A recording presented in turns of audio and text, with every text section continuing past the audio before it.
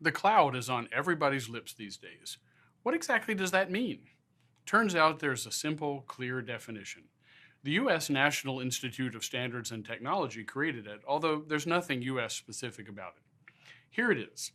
Cloud computing is a way of using IT that has these 5 equally important traits. First, you get computing resources on demand and self-service. All you have to do is use a simple interface and you get the processing power, storage, and network you need, with no need for human intervention. Second, you access these resources over the net from anywhere you want.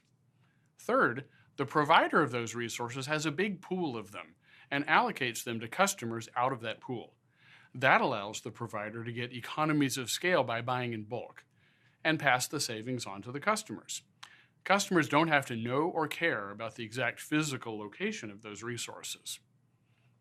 Fourth, the resources are elastic. If you need more resources, you can get more rapidly. If you need less, you can scale back.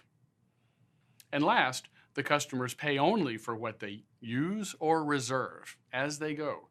If they stop using resources, they stop paying. That's it. That's the definition of cloud.